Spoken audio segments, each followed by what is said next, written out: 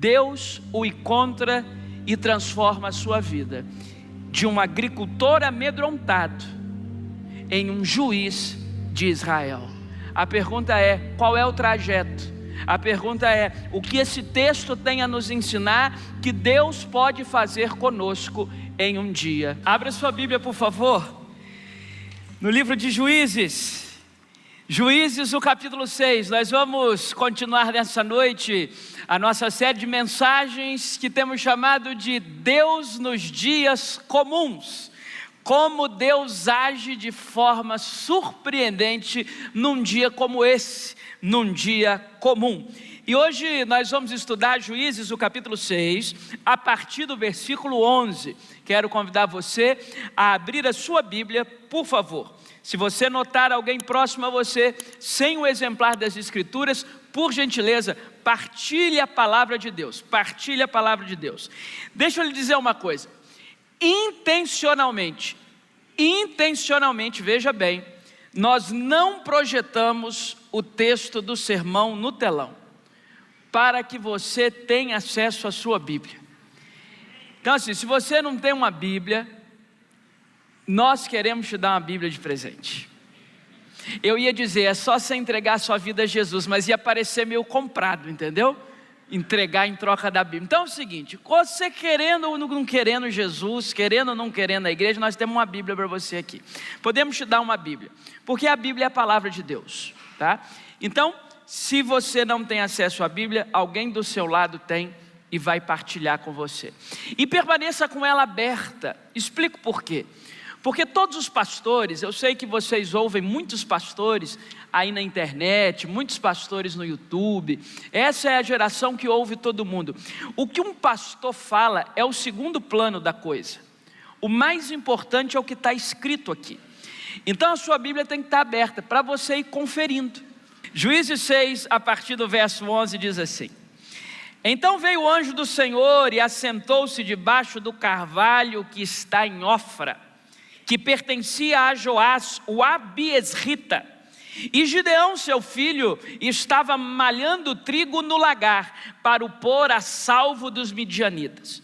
Então o anjo do Senhor lhe apareceu e lhe disse: O Senhor é contigo, homem valente. Respondeu-lhe Gideão: Ai, Senhor meu, se o Senhor é conosco, por que nos sobreveio tudo isso? E que é feito de todas as suas maravilhas que os nossos pais nos contaram, dizendo: Não nos fez o Senhor subir do Egito? Porém agora o Senhor nos desamparou e nos entregou nas mãos dos midianitas.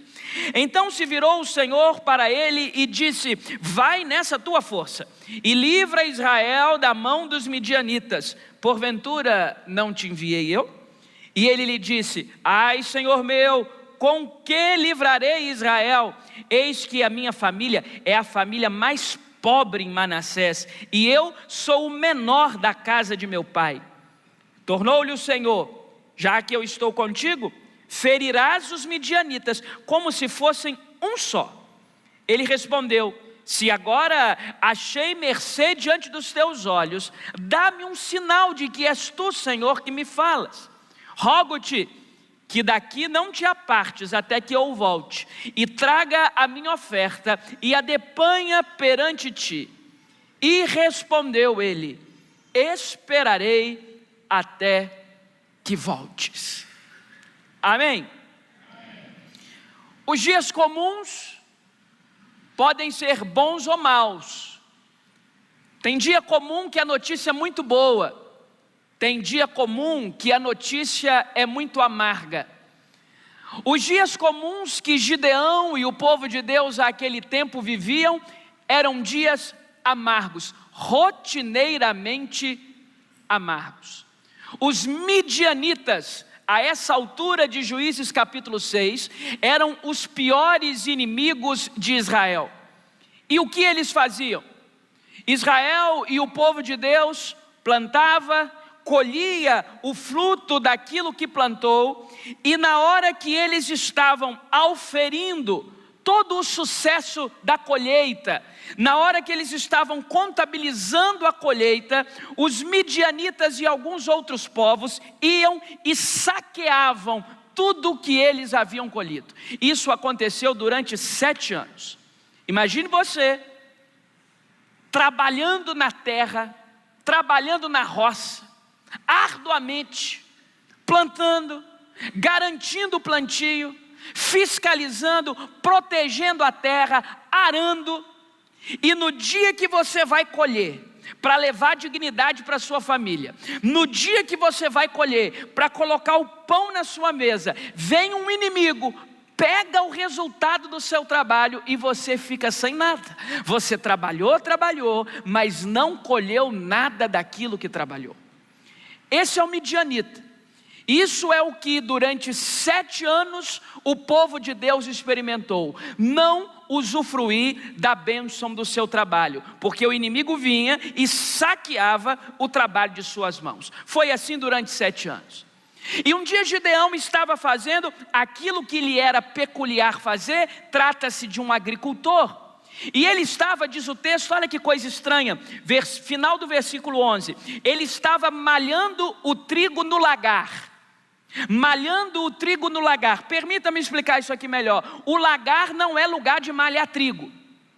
Não se malha trigo no lagar. Não se separa as casquinhas do trigo no lagar. Não, lagar é lugar para ou uva ou azeitona.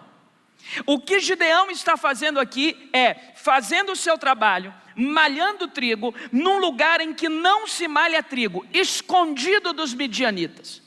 Ele estava tentando preservar o resultado do seu trabalho. Ele estava tentando preservar as suas economias. Então ele ia malhando trigo e colocando no lagar. Ia malhando trigo e colocando no lagar. Numa expectativa de que os midianitas não viessem a roubar, não viessem a furtar o fruto do seu trabalho.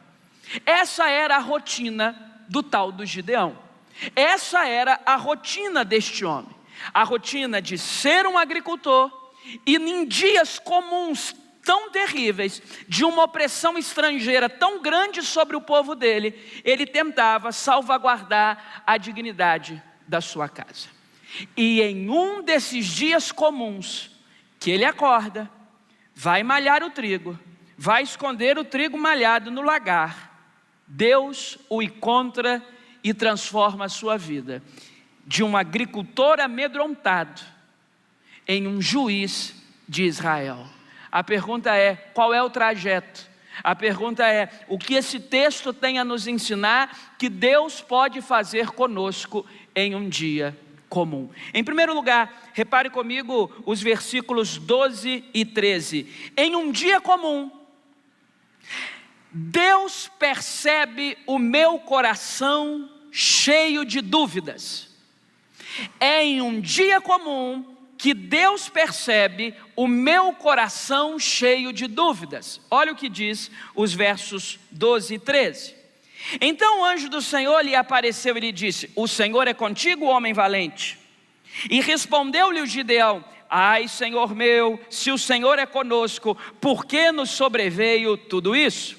Veja, você se conhece e eu me conheço. Eu imagino, se o anjo de Deus, da parte do Senhor, trazendo palavra do Senhor, chega aqui nesse culto, olha para mim e diz: Rafael, homem valente, eu diria: sou eu?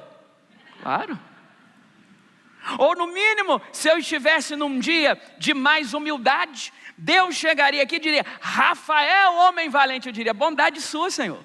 Não, bondade sua. É bom receber um elogio de Deus.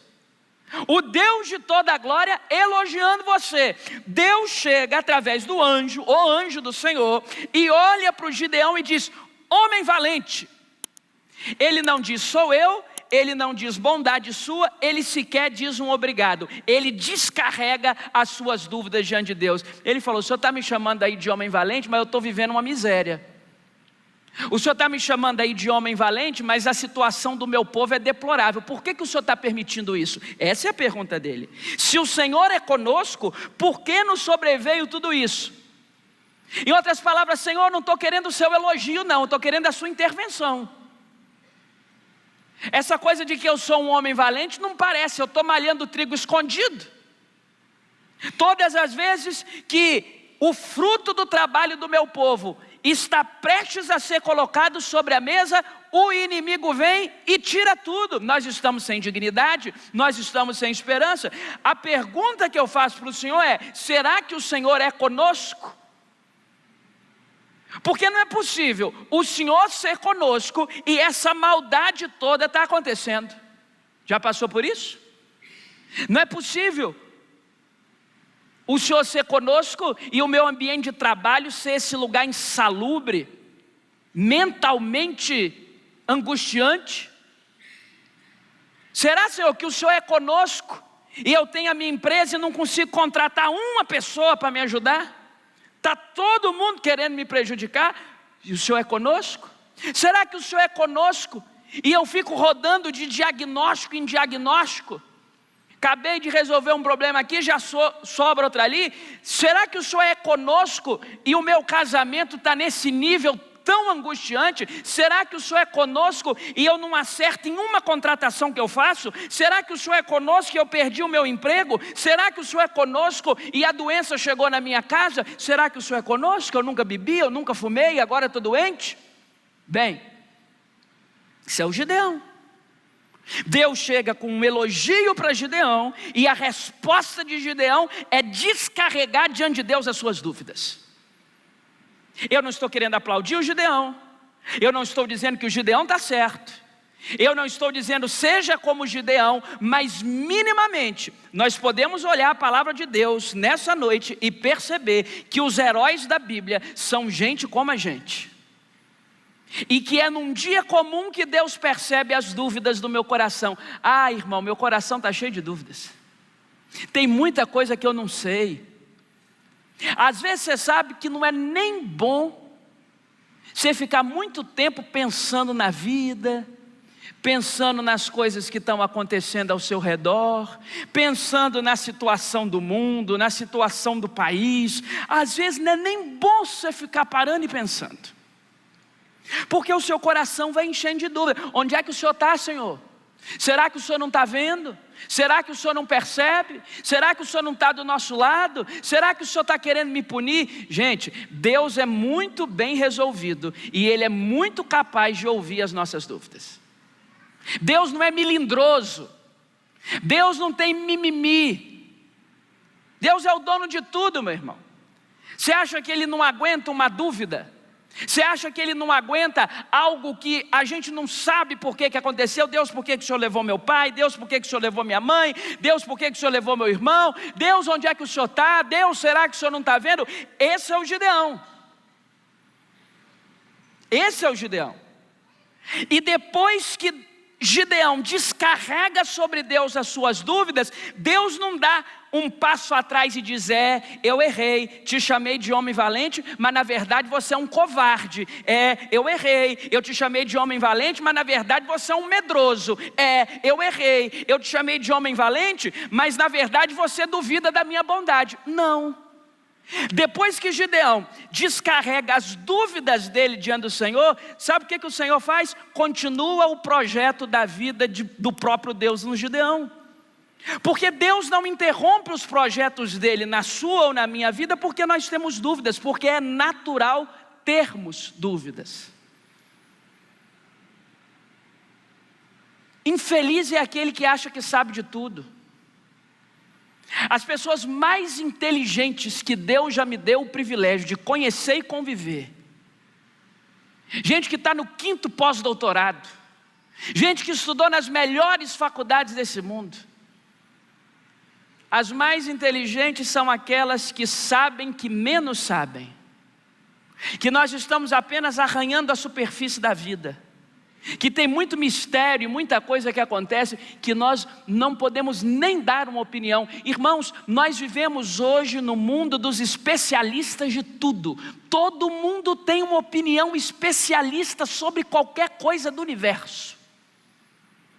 Basta estar atrás de um computador, segurando um celular na mão e pronto, você é um sujeito que tem lugar de fala. Olha que coisa bonita, lugar de fala, para emitir a sua opinião sobre o que quer que seja. Num mundo como esse, em que as pessoas acham que sabem demais, talvez Deus até se agrade quando percebe que você tem a humildade de ter dúvidas. Você tem a humildade de dizer, não sei o que me deu, não sei por que perdi meu casamento, não sei porque minha mente foi para cá quando deveria ter ido para lá, não sei por que fizeram isso comigo, não sei porque tenho sido alvo disso ou daquilo, não sei. Isso é o que o Gideão está dizendo aqui, verso 13, ai Senhor meu, se o Senhor é conosco, por que nos sobreveio tudo isso? E olha o que ele diz mais, e que é feito de todas as suas maravilhas que os nossos pais nos contaram, dizendo, não nos fez o Senhor subir do Egito, porém agora o Senhor nos desamparou e nos entregou nas mãos dos midianitas. Petulante. Ele está dizendo assim, ó Deus, os meus pais e os meus avós me contaram que o Senhor era bonzinho. Os meus pais e os meus avós me contaram que o Senhor era bom, que o Senhor entrava na guerra, que o Senhor pelejava na guerra, que o Senhor não desamparava o seu povo. Agora o que eu estou vendo aqui é que o Senhor desamparou a gente. O que está acontecendo? É porque Deus não é homem para que se arrependa. Porque se sou eu, vou elogiar o sujeito, e o sujeito descarrega isso tudo em cima de mim, eu retiro o elogio. Ô querido o quê? Você não me liga. Querido o quê? Você me abandonou. Querido o quê? Você não liga para mim. Então tira o querido. Eu ficar desperdiçando elogio assim à toa. É num dia comum que eu percebo que Deus conhece as dúvidas do meu coração e que Ele é muito bem resolvido com isso. Ele não muda 1 milímetro do que Ele é, porque eu e você carregamos angústias no nosso peito. Não é pecado ter dúvida no coração, é pecado permanecer com elas. Gideão daqui a pouco esquece as suas dúvidas e segue no projeto de Deus. Em segundo lugar, repare comigo o verso 15 por favor. É num dia comum que eu percebo os meus complexos. É num dia comum que eu percebo os meus complexos. Verso 15. No verso 14, Deus manda o anjo dizer uma coisa muito linda. Diz assim, vai nessa sua força. Aí o Gideão, do jeitinho que era, diz assim. E ele lhe disse, verso 15. Ai Senhor meu, com que livrarei Israel? A minha família é a mais pobre em Manassés, e eu sou o menor na casa de meu pai. Meu Deus, está difícil conversar com esse homem. Deus olha para ele e diz assim, vai nessa sua força, homem valente. Ele diz, eu? A minha família é a mais pobre da tribo que eu moro. E não bastasse eu ter nascido da família mais pobre da tribo que eu moro, eu sou o pobre dos pobres, porque dentro da minha casa que é pobre eu sou o menor, eu sou quase um miserável. O senhor está me chamando mesmo? Esse homem valente que o senhor está bradando aí dos céus sou eu mesmo? É num dia comum, meus irmãos, que Deus vai evidenciando em nós e de nós os nossos complexos. Qual que é o complexo de Gideão? Um complexo de inferioridade. Se Deus tem um grande projeto para fazer, Ele vai fazer através de qualquer um, mas de mim não pode, eu sou pobre. Eu sou da família mais pobre de Manassés. E eu sou o menor da casa de meu pai. Então assim, deve ter muita gente competente nesse mundo para fazer. E na verdade tem mesmo. Tinha muita gente mais valente do que o Gideão na tribo de Manassés. Tinha muita gente mais habilidosa que Gideão no seu tempo. Tinha muita gente mais capaz. Mas Deus não estava atrás do mais capaz, do mais valente. Deus estava atrás do Gideão. Quando Deus coloca o seu nome num projeto, pode ter gente muito melhor que você. O seu nome está lá, ninguém apaga. Quem escreve os dias a lápis somos nós. Deus escreve com caneta que não se apaga. Quando Ele coloca lá, é você, é você. Vão para frente porque é você. E é num dia comum como esse que Deus chamou o Gideão, que se evidenciam diante de nós os nossos complexos. O complexo dele é de inferioridade. Conhece gente assim? Vive perseguido. Ninguém gosta de mim. Eu não fiquei na igreja não, porque eu entrei lá na igreja e todos me olhavam julgando a minha vida. Ah, gente, me desculpe, o pessoal nem sabe quem você é. Não, assim, o sincericídio, não tem ninguém te julgando não, irmão. Um ou outro te olhou torto porque te conhece do trabalho, porque te conhece da vizinhança. Olha quanta gente tem aqui. Ah, mas eu fui lá e olharam para mim estranho. Não, você sentou do lado de um vesgo. Aí olhar um pouquinho diferenciado, não te olhou estranho. Ah, mas ficaram reparando na minha roupa. Não, e se reparou, não é gente com quem você deve se importar. Gente com quem você deve se importar não fica reparando, não fica perdendo conversa. Conhece gente assim? Que tem sempre alguém perseguindo, que tem sempre alguém com mau queixo a respeito de si, com mal secreto, com mal agrado, com o que quer que seja. Veja, esse é o Gideão. Se Deus tem um projeto para fazer nesse mundo, Ele pode contar com qualquer um, menos comigo, porque eu não tenho capacidade, eu não tenho condições. E olha que beleza,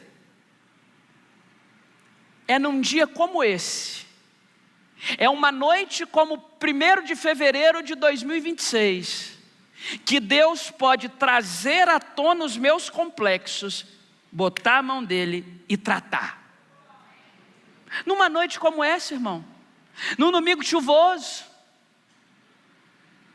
quando você resolveu vir aqui e ainda tem complexos aí no interior da sua alma, ainda tem complexos, traumas que você diz para todo mundo que já foram resolvidos, mas ainda não foram coisa alguma, e aí Deus evidencia hoje, num dia comum, não tem sessão de descarrego, não tem entrevista com o demônio, não tem vem cá, que eu vou pôr a mão na sua cabeça, vou te fazer cair, não tem nada disso. Num dia comum, como a brisa suave do vento, Deus evidencia os seus complexos, bota a mão dele, sumiu, você saiu daqui livre, louvado seja Deus. Simples assim, sem mística, sem dinheiro, sem oferta, sem envelope, sem troca, sem barganha, simples. O Espírito Santo traz à tona o meu complexo, coloca a mão dele e diz: meu filho, eu estou te tratando hoje, num dia comum, num dia absolutamente comum. O vento sopra onde quer.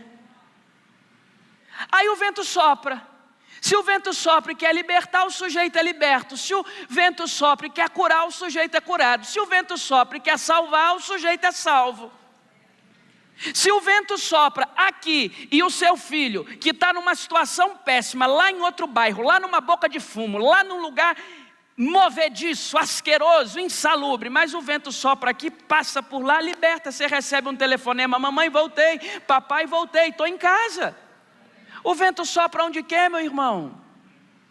E é num dia comum que Deus olha para esse homem complexado, que Deus olha para esse homem cheio de dúvidas e diz: eu estou levantando você para um grande projeto.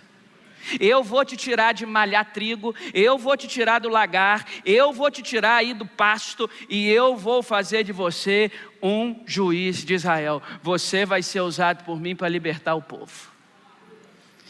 Terceiro lugar, vamos ao capítulo 7, por favor. Apenas para te dar um panorama, nessa transição do capítulo 6 para o 7, agora o Gideão quer provas de Deus,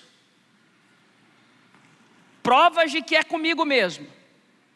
Ele se acha tão ineficiente, ele se acha tão incapaz, ele se acha tão distante do projeto de Deus, que ele pede a Deus provas. E Deus é tão paciente que dá a prova. O último versículo que nós lemos do capítulo 6, que é o 18, a resposta do anjo da parte de Deus é maravilhosa: esperarei até que voltes. Esse é o nosso Deus, Ele está esperando. Deus não tem pressa, Deus não se atrasa, Deus não se adianta, Ele está esperando. As 3 provas que Deus dá: na transição do capítulo 6 para o 7, para quem anota sermão. Nos versos 19 a 21, o fogo que consome a oferta. Nos versos de 36 e 38, a lã molhada. Nos versos 39 e 40, a lã seca. 3 provas Deus dá para o Gideão. Sou eu que estou falando, não é voz da sua cabeça. Não é voz da sua cabeça. Sou eu. Bota a oferta aí. Fogo. A lã fica molhada, a lã fica seca. Já entendeu, Gideão? Sou eu. Sou eu. Está vendo como Deus não tem crise de personalidade? Imagina que você quer promover um funcionário seu. Imagina que você tem um funcionário e queira promovê-lo. Eu vou te promover.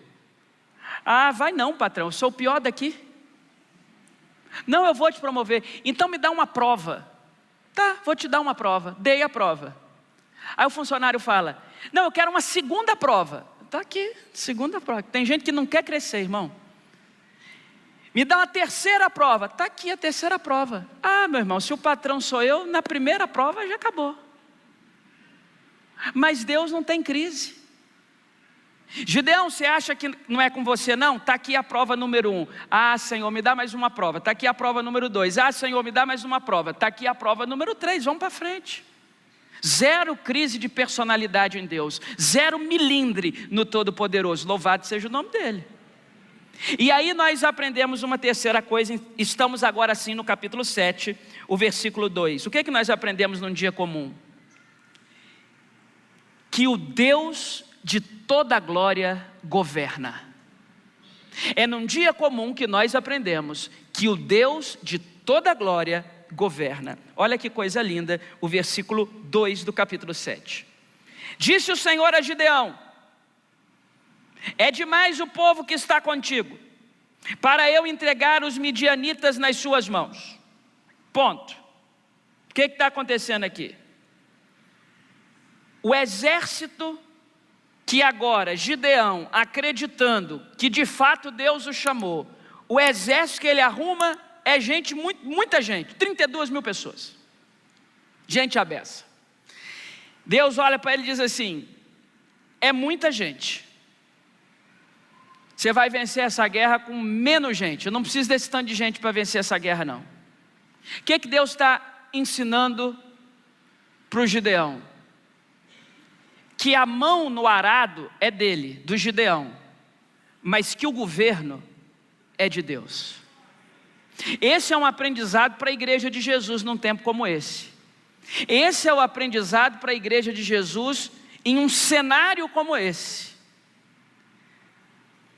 A sua mão leva a comida para a sua casa, a sua mão contabiliza as contas da sua família, a sua mão protege a sua casa, a sua mão te dá força para o trabalho, a sua mão te dá habilidade para a vida, a sua mão cria os seus filhos se você os tem, a sua mão toca a sua empresa, a sua mão dirige o seu carro, a sua mão, é a sua mão. Atos 19:11 diz que Deus pelas mãos de Paulo fazia obras extraordinárias. Então Deus usa as nossas mãos, ponto. Mas o governo é dele. O governo é dele. Você acordou, foi dirigir seu carro, foi para o seu trabalho, trabalhou. Você acordou, você foi para a sua sala de aula. Você acordou, você foi lá para a sua empresa. Você acordou, você foi estudar. Você acordou, você foi cuidar dos seus filhos. Você acordou, você foi curtir a sua aposentadoria merecida. Você está tocando a sua vida, normal, pode tocar. Agora, o governo é dele. Você não governa sobre nada. A gente não sabe nem se vai terminar esse culto aqui vivo. O governo é dele. Deus está ensinando para o Gideão assim: eu vou te usar, as suas mãos serão usadas, mas só quem dá vitória sou eu. O governo é meu, eu governo. É tempo da igreja de Jesus se lembrar, e quem tem ouvidos ouça, que o governo desse mundo está nas mãos do Todo-Poderoso. O governo desse mundo não pode ser digitado numa urna. O governo desse mundo não tem propaganda eleitoral gratuita na TV. O governo desse mundo está nas mãos do Todo-Poderoso, o que criou todas as coisas pela força do seu poder. Ele é o verdadeiro governante. Se o país vai bem, Ele está abençoando o seu povo. Se o país vai mal, Ele está abençoando o seu povo. Ao longo da história da Bíblia Sagrada, todos os reis de Israel, houve rei bom, houve rei ruim. E o governo sempre foi do Todo-Poderoso. Num dia comum você tem que perceber que não adianta você gastar a sua garganta esbravejando as verdades dos seus posicionamentos, seja de onde for, do mundo que for, do lugar que for. No final do dia, você precisa descobrir que quem governa sobre todas as coisas é Deus, e que nada nunca saiu do controle dele. Em quarto lugar, no final do verso 2, é em um dia comum que eu aprendo a confiar mais em Deus do que em mim mesmo. Eu aprendo a confiar mais em Deus do que em mim mesmo. O final do verso 2, Deus diz: Israel poderia se gloriar contra mim, dizendo: a minha própria mão me livrou. A minha própria mão me livrou. Sabe o que Deus está dizendo? Gideão, não confie em você mesmo, confie em mim. Isso vai na contramão, a Bíblia vai na contramão da teologia da confissão positiva e do mero pensamento, preste atenção nisso, no mero pensamento de uma espécie de autoajuda positiva. Por quê? Porque o pessoal diz por aí o seguinte: a resposta está em você. A resposta está em você. Tudo o que você precisa está aí dentro. É porque você ainda não destravou. Porque quando virar a chave, você vai perceber que tudo o que você precisa está aí. A resposta está em você. Aí Deus diz outra coisa para o Gideão. Deus diz: Gideão, a primeira coisa que nós vamos combinar aqui é o seguinte: nós vamos diminuir esse exército. Porque a resposta não está em você, a resposta está em mim. Nós vamos diminuir a quantidade de gente que vai pelejar. Porque se você for com 32 mil pessoas, vocês vão dizer o seguinte: nós vencemos porque nós somos bons. Então vocês vão, lá na frente nós vamos ver, vocês vão com 300 apenas. Porque é impossível vencer os midianitas com 300 soldados. E é desse jeito que vai ser. Para você parar de confiar em si mesmo e começar a confiar mais em mim. O mundo diz: confia em você mesmo. Deus diz: confia em mim. Eu sou a fonte. Eu tenho a perenidade. Eu sou o rio que flui. Que o Espírito Santo coloque mel nas minhas palavras, para que nós possamos entender que a resposta que você precisa não está em você mesmo, não está na força do pensamento positivo. A resposta que você precisa está em Deus. Eu estava ouvindo o sujeito dizer que você deve acordar, olhar no espelho e dizer: você é lindo, você é forte,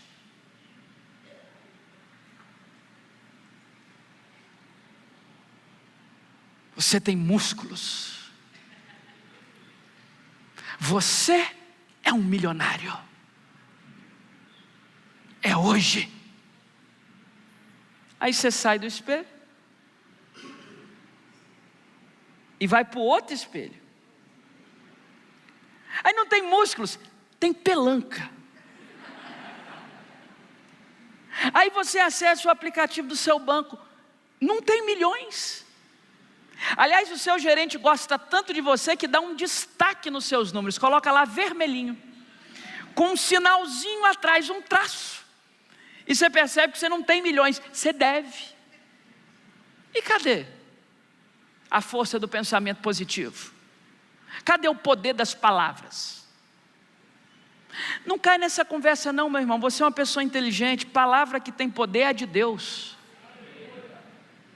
A afirmação que tem poder é a de Deus. O Gideão diz: eu sou medroso. Deus diz: você é valente. O que prevalece? O problema é que hoje em dia a nossa arrogância, estou me incluindo. Não vim aqui esbravejar moralismo para você não. Estou aqui. A nossa arrogância é tão grande que no caso de Gideão, Deus diz: você é valente. O Gideão diz: eu sou medroso. No nosso caso é o contrário. A gente quer dizer assim: eu sou valente. Aí Deus diz: coitado, é só um medroso. Eu posso, eu consigo, eu dou conta. Deus diz: dá não, filho. Vai tentando. Tem gente que Deus não permitiu prosperar financeiramente porque Deus sabe que se prosperar vai esquecer dele. É simples assim. Toda riqueza que existe tem apenas uma fonte, é Deus. Ageu diz que ele é o dono da prata e do ouro. Deus não tem problema nenhum com a provisão. Não. Várias pessoas, hoje de manhã nós estudamos o dia comum em que Deus chamou o Abrão, que virou Abraão. Ele era um homem rico. Salomão era um homem rico, não tem problema nenhum com a riqueza. Mas tem gente que Deus sabe que se der muita corda ali com as notinhas, vai se perder. Hoje eu ouvi uma história muito interessante. O menininho foi para a igreja, a mãe falou assim: está aqui 2 moedas. Essa moeda aqui, meu filho, você vai tomar sorvete antes de ir para o culto. E essa moeda é oferta para o Senhor. Aí o menininho foi com as 2 moedinhas, deu um tropeção, uma das moedas, mesmo valor, uma das moedas caiu no bueiro. Ele falou: oh Jesus, logo a sua. Logo a sua, Jesus. Estava doido para entregar a oferta. Só ficou do sorvete. Mesma coisa. Tem gente que Deus vai freando. Então, repare, não se trata daquilo que as pessoas dizem sobre você e nem daquilo que você diz sobre si mesmo. É aquilo que Deus diz ao seu respeito. É num dia comum que eu aprendo a confiar mais em Deus do que em mim mesmo. Não confie em si mesmo. Quem pensa estar de pé, cuide para que não caia. Simples assim. Simples assim. Estava numa reunião com alguns amigos e fiquei preocupado com um deles, porque conversa vai, conversa vem, tal, aquela coisa toda. Ele disse assim: olha, vocês podem me ver caindo em qualquer área da vida. A única que eu tenho certeza que eu não vou cair é na área moral sexual. Essa aí não me derruba nunca. Eu falei: cuidado. Depois que você fala isso, a tentação vai começar a ser pior. Não confie em si mesmo não. Não tem essa. Não policia os seus olhos não. Não policia a inclinação do seu coração não. Não policia quem você coloca para dentro da sua casa, as pessoas que você segue na rede social. Não policie a direção do seu olhar, a sujeira ou a pureza do seu coração. Não, ninguém pode dizer: nisso aqui eu não caio. Porque o dia que você disser um negócio desse, o Satanás vai fazer uma questão de honra te derrubar ali. Então, irmão, quem pensa estar de pé, cuide para que não caia. Em nome de Jesus, nós não vamos cair. Mas não é porque nós somos bonzinhos. É como diz a velha canção, a gente pede: ó, com a tua mão segura bem na minha e vão para frente. Deus blindando os nossos sentimentos, Deus blindando o nosso coração, Deus blindando os nossos olhos, Deus blindando o nosso casamento, Deus blindando a nossa família. Aí nós vamos vencer. Confie em si mesmo não, irmão. Confie no Senhor. Em último lugar, é num dia comum que eu aprendo a viver além da lógica. É num dia comum que, em último lugar, eu aprendo a viver além da lógica. Num dia comum, Deus vê o meu coração cheio de dúvidas. Num dia comum, Deus evidencia os meus complexos. Num dia comum, Deus me ensina que Ele governa, o Deus de toda a glória governa. Num dia comum, eu aprendo a confiar mais em Deus do que em mim mesmo.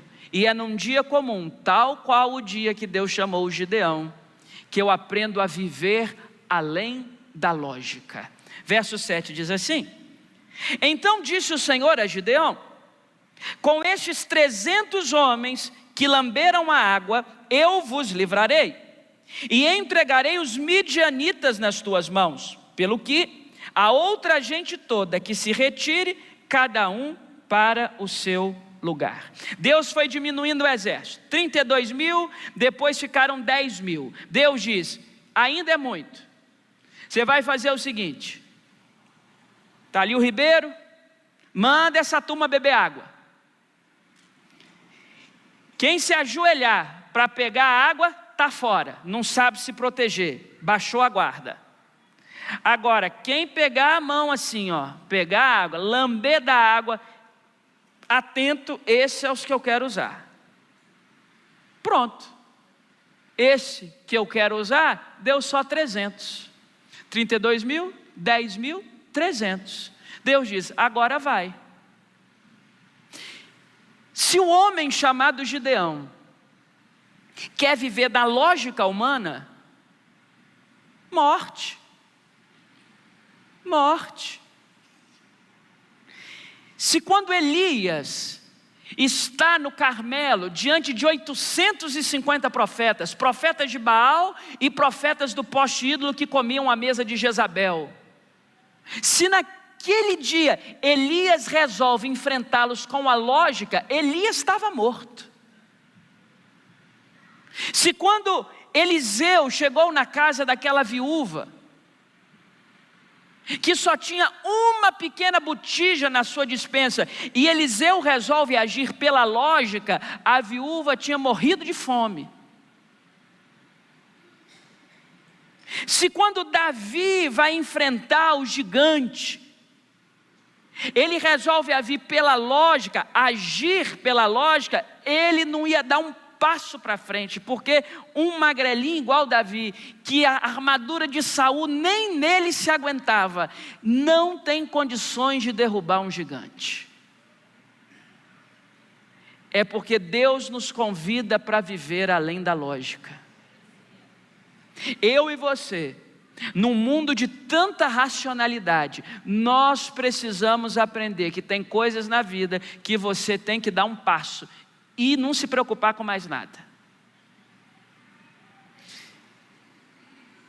A lógica natural da vida é você ir pavimentando a sua história. Faz uma faculdade, mais um piso para você andar. Arruma um emprego, mais um piso para você andar. Arruma um jeito de ganhar dinheiro, qual jeito for, todos são dignos. Quase todos. Um jeito honesto de ganhar dinheiro, mais um.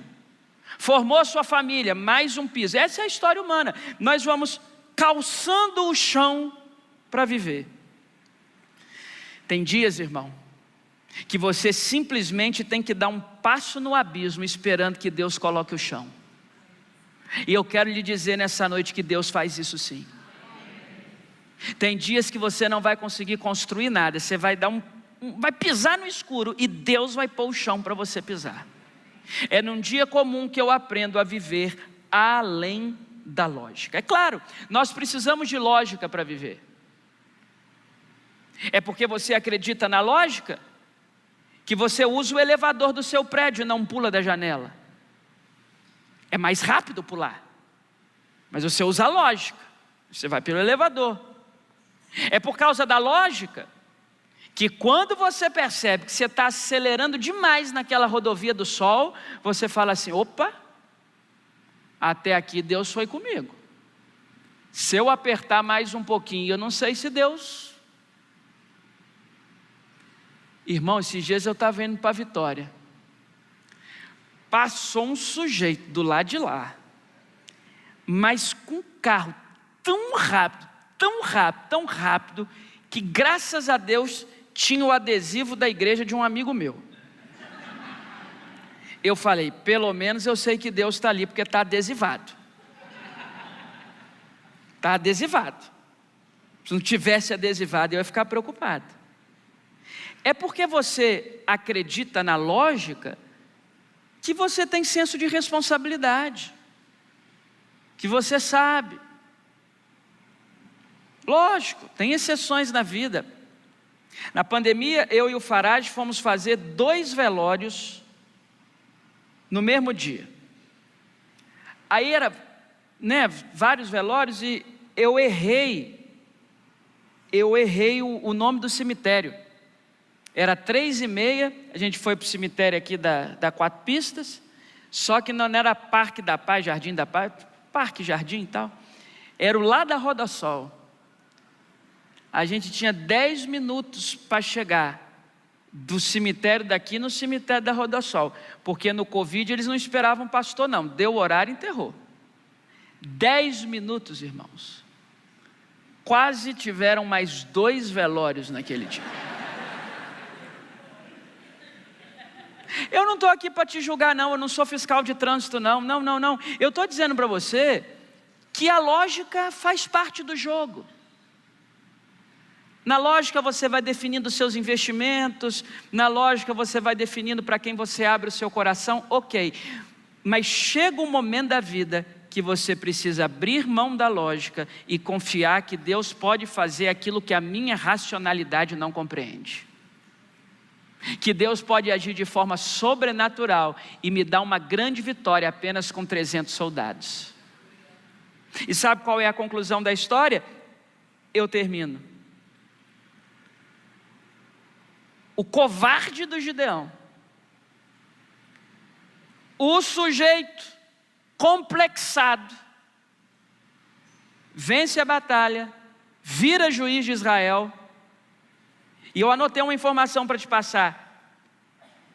É o juiz de todos os juízes de Israel, Gideão é o mais citado. Ele é citado 100 vezes no livro dos juízes. Depois é Sansão, que é citado 96 vezes. Esse sujeitinho, medroso, complexado, vitimista, que Deus usou.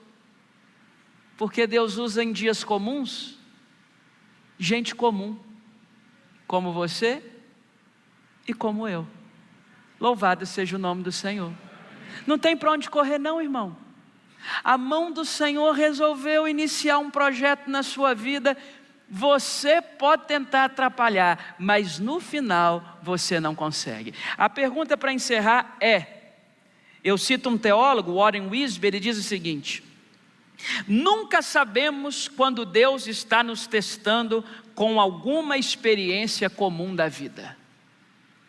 Nós nunca vamos saber se é Deus nos testando numa experiência comum da vida. Num dia comum, um evento comum, pode ser Deus testando você, pode ser Deus chamando você. Uma coisa eu quero lhe garantir: hoje, você não veio para um clube social, você não veio para um encontro de gente boa de Guarapari. Hoje, você está reunido no ambiente mais poderoso da terra. Depois desse ambiente aqui, que é o ajuntamento da igreja de Cristo, só o céu é melhor, nada melhor. Quando a igreja de Cristo se reúne na forma de um corpo cuja cabeça é Ele. Aqui tem mistérios do Espírito Santo nos rondando. Aqui tem o sopro do alto passando sobre nós. Aqui tem a cobertura do sangue do Cordeiro. Aqui, quando o nome dele é invocado, ele manifesta a sua glória. Aqui, hoje, agora, eu clamo humildemente ao Senhor, que nos revele a cada um de nós os seus propósitos santos. E que você saia nessa noite chuvosa, encorajado a enfrentar todos os dilemas que haverão de aparecer essa semana. Todas as crises, todas as rupturas, tudo que poderá acontecer nos próximos dias, você enfrente na força do Deus de Gideão. E você perceba que num dia rotineiro da sua história, Deus te chama e manifesta a vida dele na sua vida. Tem nada mais lindo, queridos professores que nos honram nesse auditório, tem nada mais lindo do que ir para a sala de aula. A mesma carga horária toda semana, os mesmos alunos, os mesmos problemas, e você acorda e você está lá. Você tem uma missão. Você que trabalha para alguém, não tem coisa mais linda do que honrar o nome do seu Salvador no seu ambiente de trabalho. Qual é uma das maiores crises que nós ouvimos ultimamente? A tal da qualificação da mão de obra. Você já ouviu isso?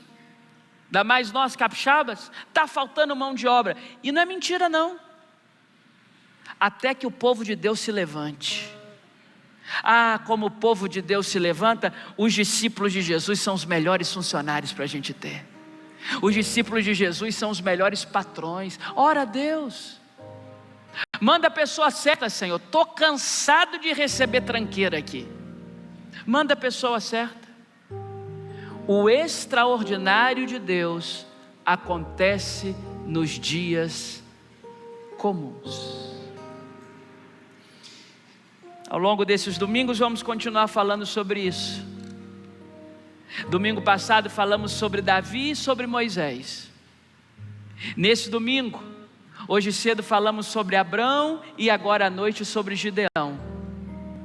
Mas eu queria acrescentar mais um nome nessa lista. O seu, o meu.